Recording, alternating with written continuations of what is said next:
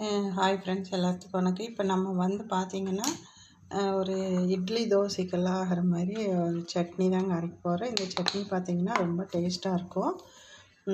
இப்போ இதுக்கு ஒரு வடைச்சட்டியில் இப்போது எண்ணெய் ஊற்றிக்கலாங்க.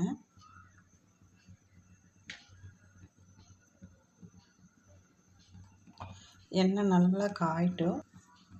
இப்போ எண்ணெய் நல்லா காஞ்சிச்சு. பார்த்திங்கன்னா ஒரு 10-20 சின்ன வெங்காயம். இப்போ நான் ஒரு 3 பேர்த்துக்கு நான் சட்னி அரைக்கிறேன்.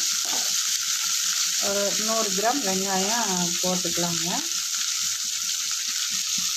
இப்போ இது கூடவே ஒரு 4 பல் பூண்டு, ஒரு சின்ன இஞ்சி போட்டு இது நல்லா வதக்கிடலாங்க.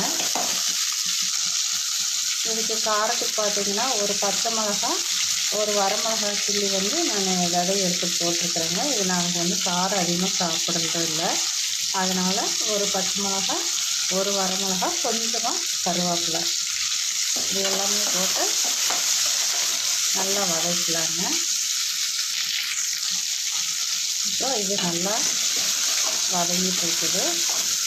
இது கூடவே நம்ம பார்த்திங்கன்னா ஒரு தக்காளி இப்படி ஒரு 4 அரிஞ்சு போட்டுக்கலாம்.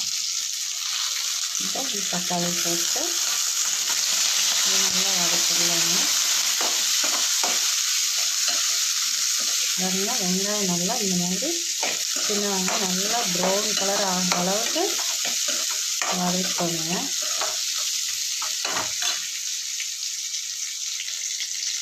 இப்போ இந்த சட்னிக்கு தேவையான கல்லுப்பு, காரம் அவங்க காரத்துக்கு தகுந்த மாதிரி போட்டுக்கலாம். இது பார்த்திங்கன்னா 1/2 ஸ்பூன் ஜீரகம், எல்லாமே இப்போ ஒன்று சேர்ந்து வதக்கிடுவோம்.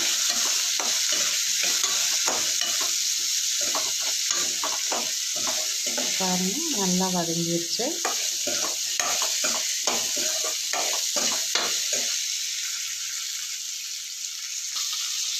இந்த கொத்தமல்லி தழை நம்ம அரைக்கும் போது போடுறத விட முன்னாடி வதக்கிட்டு அரைச்சோம்னா இன்னும் நல்லா டேஸ்ட்டாக வரும். ஸோ இதுக்கு